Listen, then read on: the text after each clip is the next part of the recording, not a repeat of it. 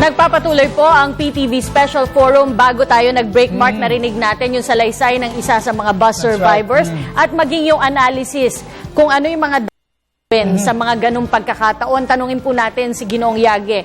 How do we ensure na sa mga emergencies such as what happened dun sa Florida bus accident ay alam ng ating mga drivers kung anong gagawin bago sila isabak? Ano to?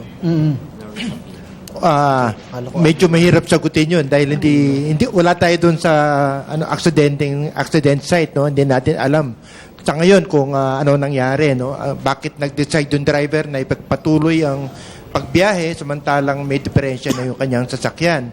Well, sa pagkaganyan kasi sa aksidente, napakahirap mag-decide, no? Lalo na yung driver dahil pagka nakita mo na yung kaya nga aksidente siguro kaya hindi mo malaman kung nagpanik ka na o hindi. Pero tingnan natin yung tatlong bagay kasi ang nakaka-cause ng aksidente, no? Una, yung driver, no? Tao. Pangalawa, yung sasakyan. Pangatlo, yung lugar. Tingnan natin yung lugar. Yung kalsada kasi ng Bontoc, pupunta ka ng gusto yung Banawe Rice Terraces, gusto mong pumunta ng Sagada, nagkaroon ako ng pagkakataon na pumunta dyan 2 beses na. So yung kalsada dyan talagang masikip, matarik, maraming bahada, maraming sibida. So napakahirap ng daan dyan. At saka napansin ko dyan sa mga kurbada, hindi katulad ng pumunta kayo ng Quezon o pumunta kayo ng Marcos Highway, Nagilian, pagka may kurbada, maluwag yung daan. So, pwede kang kumain sa kabilang lane kung ikaw ay dadaan ng kurbada, hindi ka makaka-aksidente. Pero dun sa lugar na yan, talagang napaka-cated ng kalsada at saka walang railing yung bangin. Number 2, na-cite ko dapat dyan, karamihan ng bumibiyahe dyan dati ay mga 9-meter bus lang. Yung may iksing mga bus. Pero napansin ko doon sa Florida bus, 12-meter bus yan. Mahaba. Yan yung tourist bus. So, pagdating sa kurbada, medyo mahirap handle yan dahil unang-una, sabi nga ni Bert kanina, ang mga overhang yan sa unahan ay mahaba para yung konbinyente para sa mga pasahero para sumakay doon sa unahan ng bus, di ba? Yung front door. Kailan malapad yun Kaya yung overhang niya, magmula doon sa sentro ng unang gulong sa harapan, papunta ron sa may kanyang bumper, mahaba. Kaya pag kumukurbada dyan, yung portion ng bus, nakadungaw na sa bangin Pagka yung makitid yung kurbada. Kaya dun medyo talagang delikado. So, pangalawa, yung sasakyan, no? Sabi nga ni Bert, maraming mga devices na naka-install dyan. So, kung lumang bus yan, merong mga exhaust brake yan. So, dapat nagamit ng driver yon. Pangalawa, pag bagong bus yan, meron ng retarder yan. So, kusang pumipreno yan. At saka kung ito ay pneumatic brakes, hindi ito aero or hydraulic, meron itong emergency brake mawalan ka na ng preno, hilahin mo lang yung emergency brake system, titigil yung bus Kusang titigil. Okay. Sir, nakikita natin dito, Kathy, na yung skill ng driver ang may... Alam po natin dito sa taga-LTO na kapag nag-apply ka ng lisensya sa Amerika at sa ibang bansa, Middle East, Australia, Canada, napakahirap pong makapasa dun sa driving test.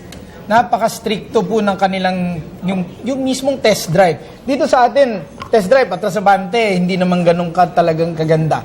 Meron po bang plano ang LTO na pagandahin yung sistema, lalo na sa mga professional drivers? Napakagandang tanong, Attorney Mark. In fact, this year, we're embarking on a benchmarking with regards to the driver's process sa ibang bansa. Kasi nakita nga natin, yung existing process natin, medyo may kakulangan na. Gusto nating pag-ibayuhin pa, lalong-lalo na yung pagbibigay ng lisensya sa mga pampublikong tsuper. Kasi nga nakita natin, sad to say, may kakulangan talaga sa pag-aaral or driver's education, yung mga driver natin sa Pilipinas. It is common knowledge, ilan sa atin, hindi naman talaga nag-undergo ng driver. In fact, a lot of us may say na natuto tayo magmaneho kay uncle, kay kapitbahay, kay kuya, no? So, yung knowledge natin hindi talaga ganun kabuo, 'di ba? Ang tinitingnan lang natin dito, kaalaman natin sa traffic signs, no? Yung sa makina kung paano paandarin, pero yung right frame of mind, no, na ano ba ang responsibilidad mo bilang isang tsuper o bilang isang driver. So, yan ang mga gusto natin tingnan kasi dapat bilang isang driver, alam mo yung dapat mo mga alituntunin dahil napakalaking responsibilidad ang magmaneho. Kasi nga tinuturing nga natin to, may nagsabi pa nga minsan na ang pagmamaneho ay parang pagbibigay ng isang baril sa isang tao na kung sa right person, ito magiging productive at sa maling tao, magiging very destructive. So kaya pinag-iisipan talaga natin ito mabuti and hopefully within this year, after our benchmarking, mabago na natin yung driver's license system at mas mapaigting pa natin yung proseso ng paglilisensya. Ayun. Pagbabago ng driver's license system, pagpapaigting pa nung mga test. Miko, kaibigan mo si Tado na isa sa mga pumanaw sa aksidente sa Mountain Province. From your viewpoint, from your standpoint, ano sa tingin mo ang dapat gawin ng ating pamahalaan para yung safety ng ating mga kababayan? Madami. Pero I think, basically, kailangan nilang kilalanin din yung taong kausap nila. Parang so far sa lahat ng lumalabas na mga adjustments na ginagawa ng government natin, parang napapansin ko, hindi nila kilala yung Pilipino na binibigyan na kinakausap nila.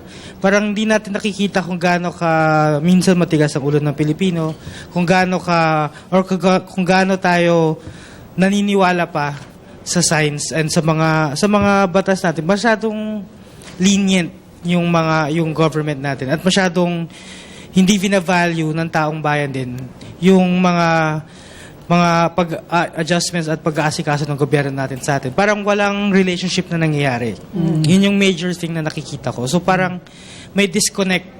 Parang kahit na anong gawin ng government na adjustments, na minsan magaganda naman talaga, wala lang siyang, may disconnect with the taong bayan.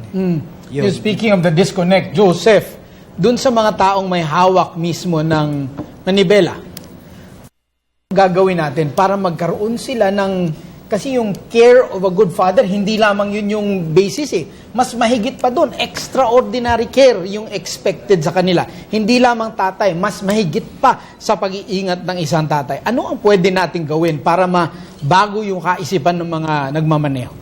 Bago ko puntahan yung tanong na yan, may dagdag lang muna ako actually kasi napansin ko kanina may mga binanggit na nasa gobyerno.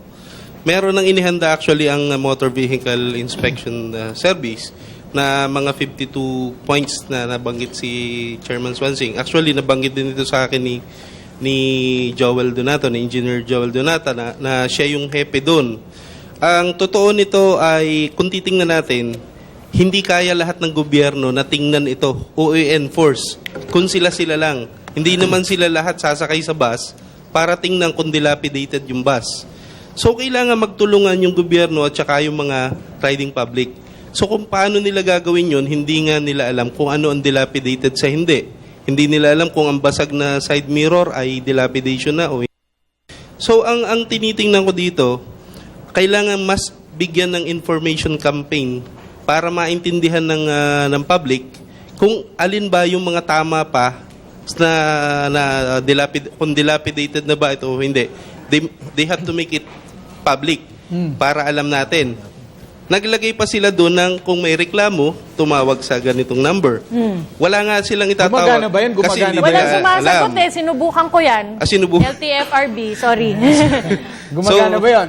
Yun. So, sa tingin ko naman, kung magkakaroon ng tamang communication between the public and dun sa gobyerno, sa mga bagay na yan, ika nga, wala namang masama na magkaroon ng tulungan. And kung titingnan naman natin yung tanong kanina, kung ikaw yung driver na may talo mo pa doktor dyan na yung doktor nga, isa-isa lang yung inooperahan nila sa operating table. Ito, kung ilan yung sakay mong pasahero, ganyang karami ang hawak mong buhay. So kung titingnan natin sa ganung perspective yung ating trabaho, mas mag-iingat ka. At the same time, magkaroon tayo ng tinatawag na yung para sa behavior enhancement o yung para ma-recover natin yung tamang behavior ng mga driver. Kasi sa totoo lang, yung mga konti na napapalusot na mga maling ugali ng driver, ginagawa nilang racing circuit yung kalsada, na napapalusot, nagiging habit na yan. Pag naging habit na yan, behavior na yan. Pag naging behavior yan, culture na yan. Lahat na sila, ganyan na ang gagawin. So, kung yan ay ma-check na, paanong paraan, i-implement natin ng tama. Pag hinuli mo talaga, huli yan. Yun lang ang kailangan natin gawin. Para hindi na maulit yung tanong na, bakit yung ating mga driver, pag dinala mo na ibang bansa, nakakasunod? Bakit dito hindi? Pero paano nga huhulihin yan, Cathy? Oo, Ano yung talagang- sistema na pahuhuli na walang makakalusot? Mamaya, pasasagot Oo. natin yan sa ating mga panauhin. Bakit? Pero Dito muna kay Kirby. tumungo muna tayo kay Kirby Cristobal. Maraming salamat, Cathy at Atty. Mark. Balikan lang na din natin yung ating mga bisitang estudyante. May katanungan na si Sophia po sa PUP Santa Mesa. Go ahead. Good evening po. My question po para kay Miss Charlie. Kasi po, with regards to the previous accident, is there any support coming from the Florida bus, yung sa company po nila, Itzayo po? And then, is it enough na po yung nakukuha ninyong support from them? Financial support, you mean? Any support po na natatanggap? Actually po sa ngayon, sa akin personally, nagpunta po yung Florida po sa wake ng friend namin. Tapos kinausap niya yung dad ni Dave tsaka ako. Tapos nag-iwan lang po ng number. Tsaka kinuha lang yung contact numbers. Pero in terms of concrete payment, wala pong effort kaming nakikita. Parang puro presence na lang tsaka nagbibitaw lang ng salita. So, hindi namin alam. Gusto ba nila kami pa magpa-follow up niyan or what? So, importante yung they need to answer for what happened po eh. So, hindi enough yung pag-cover ng medical bills or even paying for the funeral and stuff. They need to answer seriously talaga. We're gonna go make sure they do it. Okay, may follow-up question ka? And ayun nga po, with regards to that, may mga kaukulan po ba o karapatan po na dapat ibigay yung mga bus companies sa LTFRB po? May mga karapatan o hanggang saan yung limitations ng kailangan ibigay ng bus companies kapag nagkaroon po ng sudden accidents katulad po nun nangyari? Under sa LTFRB, meron po kaming PPAIP. 150,000 for death. Kaya lang po doon sa Florida, meron kasing suspected colorum siya. So, yung insurers, pag colorum, hindi siya kasama. But then, yung PAMI, sa pakikiisa po niya sa mga namatayan po dahil sa aksidente, they unilaterally, voluntarily gave 50,000. That is according to the statement of their president, Mr. Atayde. Ngayon, there are other monetary na compensation that is ipoprove po yun sa korte ng mga namatayan sa civil courts na po yun. Alright, maraming salamat po sa inyo, Atty. Magkakaso pa? Okay. Yes. Si Denmark, Atty. Mark, may katanungan pa. Denmark Polenyo, galing pa rin po sa PUP. Hi, good evening po. Basically, I have two questions for LTFRB. First po is, I understand, ma'am, LTFRB po yung responsible pagdating sa complaints ng mga consumers. Paano niyo po sinusolusyonan yung mga complaints na pinapasok? Let's say, yung kunyari po sa jeep, yung house may driving, you can text or you can call LTFRB. Paano niyo po yung sinusolusyonan yung mga ganung bagay? And yung second question ko po is, ma'am, kanino po mas mabigat when it comes to criminal liability? Doon po ba sa bus operator o doon sa driver na responsable dun sa... Paano po namin sinusolusyonan yung mga complaints po? We get your complaints. We have a complaints form. We give that to the operator. We set that for hearing so that the operator will have the chance to defend himself kung totoo ba yung aligasyon. Yung so far dun sa criminal, that yung criminal liability is on the driver, reckless imprudence. Yung sa operator po niyan, that is civil liability. That is why sa civil liability, it's going to be proven sa court. That is forceful kung gustong i-prove yung ayaw panagutan ng operator. Now, we have operators who are good-hearted really. And may mga operators na good-hearted na hindi mo na kailangang i-prove yan sa court. But sila na din nag-voluntary na nagsisettle ng mga issues na ganyan. Pero doon sa mga hardcore na walang pakundangan, na ayaw nilang panagutan yung kanilang pananagutan doon sa mga pasahero, the remedy of the passengers, invoke the law. Go to court, civil courts yung to prove the indemnity. Given all these accidents, siguro yung huling tanong ko na lang sa LTFRB, ano po ang plano ng inyong ahensya para masigurong hindi na maulit yung ganitong mga klase ng aksidente?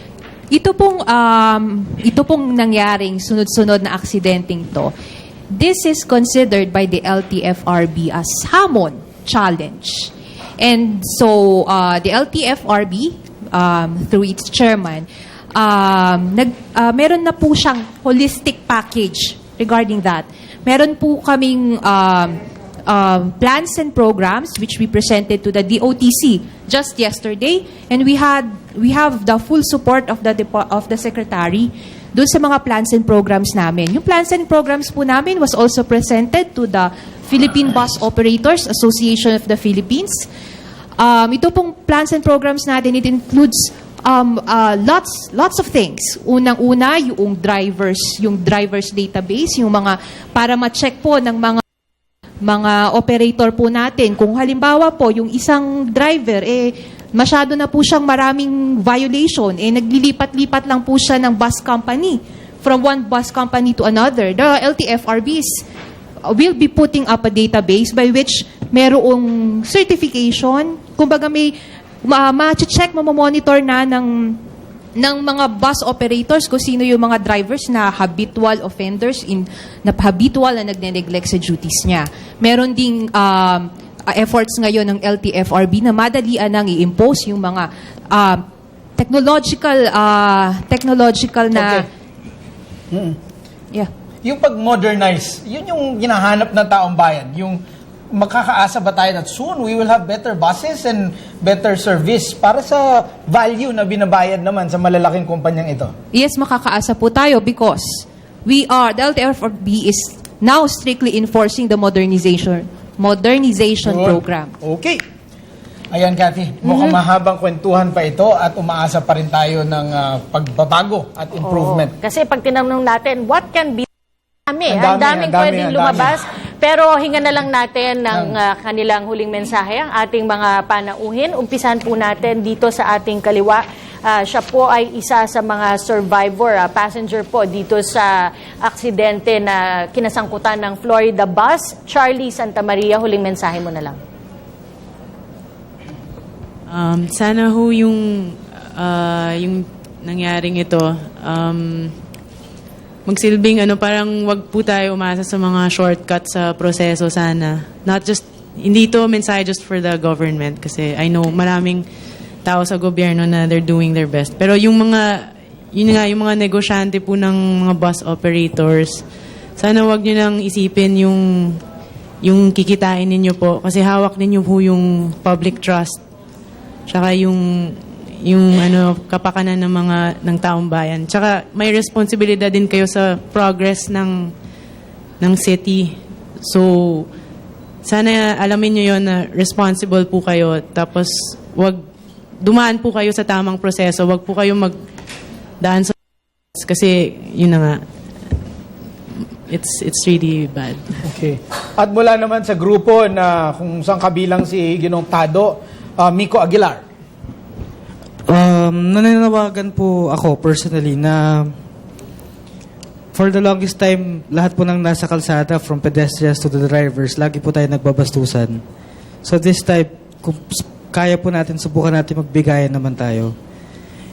I'm sure parang tayo nasubukan na natin yan magbigay ng daan at one point. Pero kung ginawa natin siya together, I'm sure malaking tulong siya sa society natin and marirealize natin then there's still hope and we can all work together. And yun po. And umaasa ako na darating tayo sa point na ganyan po. Nagbibigayan tayong lahat. At ang susunod, ang kanyang advokasya ay kapakanan din ng mga commuter, Ginoong Joseph Abeleda. Tulad ng sinabi ng Dakila, para mas lalo nating ma-achieve yung pagtutulungan ng public at saka ng mga sasakyan, pati ng government, kailangan malaman ating mga rights, yung ating mga karapatan, at ating bantayan. Ang ating mga sinasabi na pinag-usapan dito ay puro naglahad tayo kung ano-ano mga solusyon, pero kung hindi natin ito gagawing konkreto kung paano natin sisimulan, hindi natin maaalis yung ating kultura na nagbabastusan na lang tayo sa kalsada. Hindi magkakasundo yung commuter at saka yung mga driver, ultimo mga konduktor, pati kung sino-sinong nasa sa kalsada. Kung sisimulan natin na sa sarili natin, baguhin natin yung pananaw, makakagawa tayo ng bagong culture. Ayan, napakaganda ng kanyang mga tips on culture change. At mula naman sa hanay ng mga operator ng mga bus, Ginoong Alex Yage. Una po yung there are 30,000 buses all over the country out of 400,000 public utility vehicles. And out of the 30,000, assuming 500 kilometers na lang ang tinatakbo niya bawat araw, talking about 15 million kilometers per day.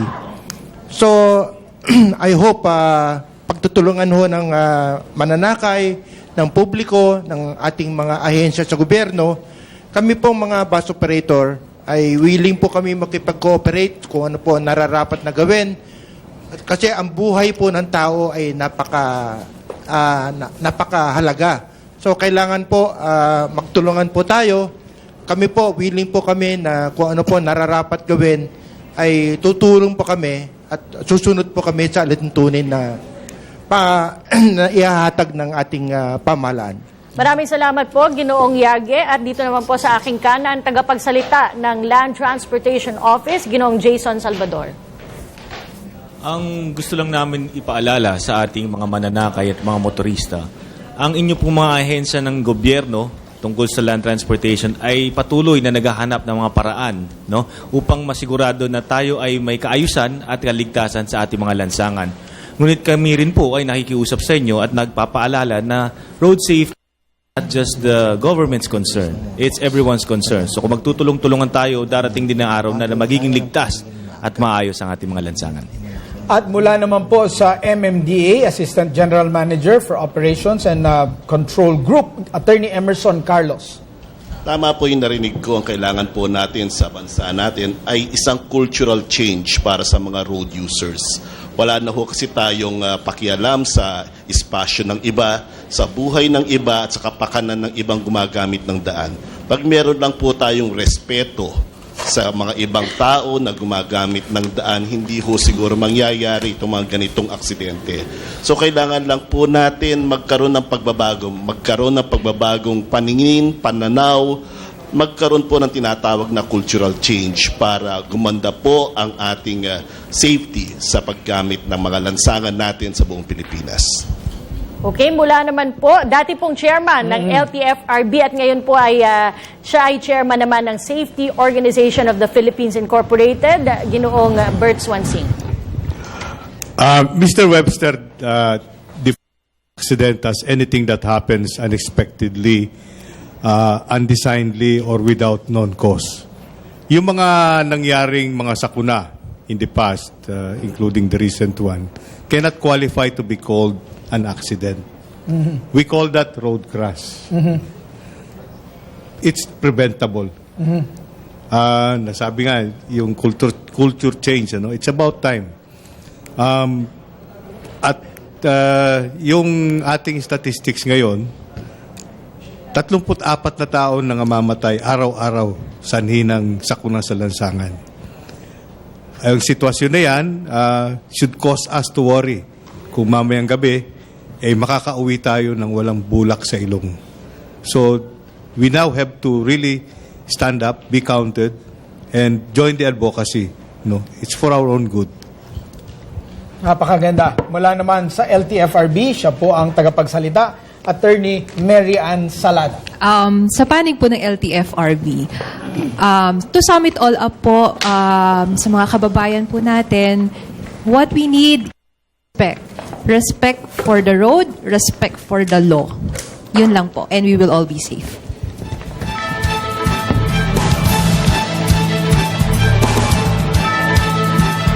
Sa pagtaas po ng bilang ng mga vehicular accidents taon-taon ay nangingibabaw ang usapin ng disiplina at ang pagkakaroon ng sapat na kaalaman sa pagmamaneho. Sana po ay ating tandaan na ang kaligtasan ng bawat isa ay hindi lamang nakaatang sa balikat ng ating pamahalaan, ngunit pati na rin responsibilidad na rin po ito ng bawat nagmamaneho at maging ng publiko. Ako po, si Cathy San Gabriel.